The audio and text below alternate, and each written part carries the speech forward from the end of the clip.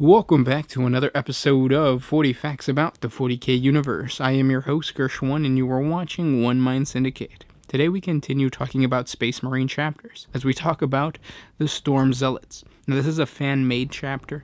It was made by Michael Sebastian. Link down in the description to the wiki page for this awesome chapter. If you guys have any suggestions, comment down below. We'll try to look for whatever chapter you want us to talk about.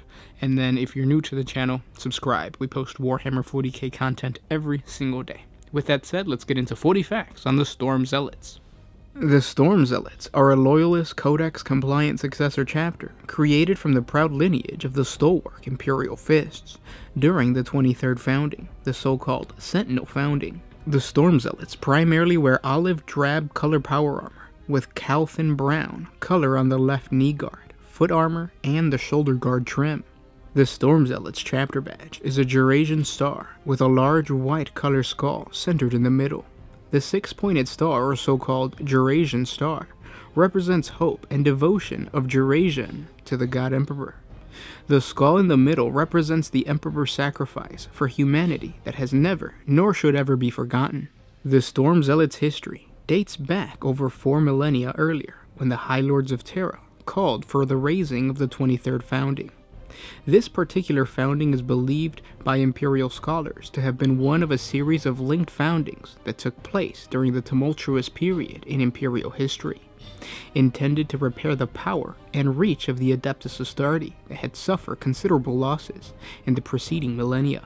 According to the Requiem Maleficent of Saint Kybra, no fewer than 57 Space Marine chapters had been destroyed, turned renegade, or declared lost in the warp during this troubled period. The era had been marked by such calamities as the Age of Apostasy, the disastrous 21st Cursed Founding, attacks by the forces of chaos, and the rampage of orcs, which ran almost unchecked along the Imperium of Man's frontiers. The Storm Zealots were created at the express order of the High Lords of Terra, in order to counter a myriad of threats along the eastern fringe, especially the forces of chaos, which often raided Imperial worlds from the warp anomaly known as the Maelstrom. They were also charged with defending this volatile region of the galaxy from the emergent Tau Empire, which continued to encroach upon Imperial territory, as well as forming part of the bulwark of chapters to defend the Imperium from the all-consuming hive fleets of the Tyranids. The newly founded chapter was initially raised from the hardy gene stock of the people of the Imperial desert world of Geras. They were found to be free of chaotic taint and genetic mutation, and possessed an extreme adherence to the Imperial cult, although in more debased and primitive forms. Their physical prowess and zealous faith in the God Emperor made them ideal genetic stock for the newly raised Adeptus Astartes chapter. The Storm Zealots were then charged with the guardianship of Imperial citizens of this world, and granted this arid planet and the worlds of the surrounding system as their domain. Unlike many of their fellow chapters, the Storm Zealots have continued to maintain their strict adherence to their homeworld's variation of the Imperial cult, known as the Jurasian art, which preaches that the Emperor is to be venerated as a god, messiah, and lawgiver. This chapter shares both traits of Imperial Fist and the Salamanders. Like the Salamanders, the Storm Zealots are unusually concerned with civilian casualties compared to most other Space Marines, and believes that one of their most important duties is to protect the lives of the Emperor of Mankind's innocent subjects, whenever and wherever possible. This trait can be seen through each of their missions, evacuations, and as well as search and rescue operations conducted in most of their battles and campaigns.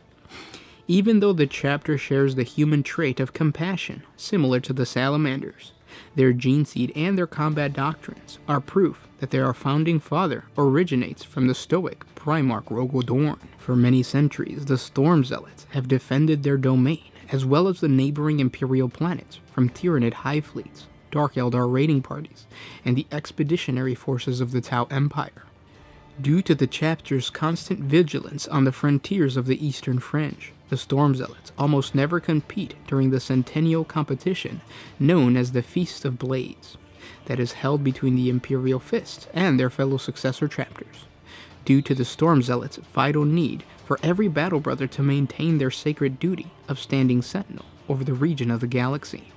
The gene seed of the Storm Zealots is highly regarded as one of the most stable and possesses unique characteristics that are expressed in the physiological and behavioral terms, much similar to the Imperial Fists.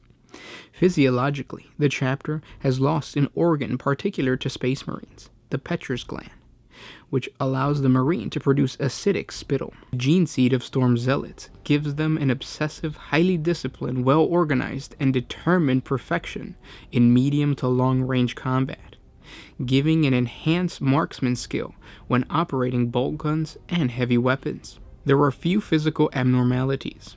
Registered was the occasional shift in iris color to reddish-brown in some recruits, as well as the hardening of the epidermic skin as a result of the black carapace, which not only allows a Space Marine to interface directly with the power armor, but also to create a soft armor that would provide extra resistance and protection against a simple shred from an ordinary sharp object. The Storm Zealots are experts in range and siege combat. They are known to employ mass groups of Devastator squads on the field, armed with las cannons, plasma cannons, missile launchers, and heavy bolters, with few numbers of assault marines, with the exception of the 2nd Company, that employs 2 squads of assault marines, and the 3rd Company that employs 2 squads of assault marines and 1 bike squad.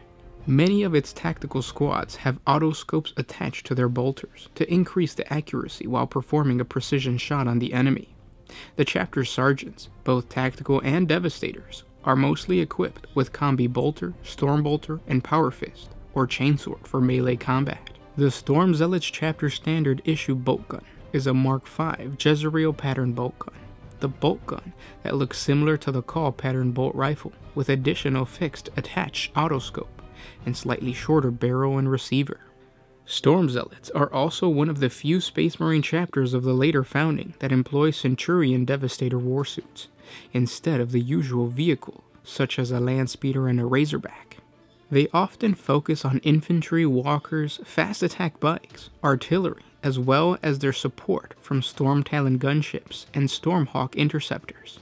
The Storm Zealots veteran warriors do not wear service studs on their forehead, as other chapters do.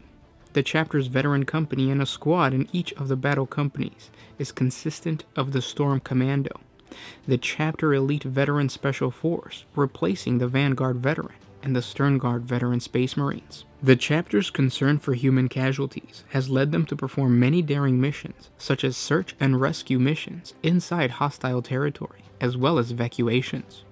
Their Thunderhawk transports are often used not only to carry Marines, but also to carry rescued civilians. Storm Zealots are known to despise suicide attacks in any form, viewing such attacks as unworthy to be carried to battle and wasteful in Battle Brothers' lives. The Storm Zealots have seen many military victories, one of which came in the form of an invasion of Kroot mercenaries, Kayun troops, and Talarian auxiliaries on Jairus, under orders of renegade Tau commander Shah-Zol Kalza, beginning in the year 898 of the 41st millennium. The newly promoted valiant Captain Zachariah leads his 2nd Company in the defense of his homeworld.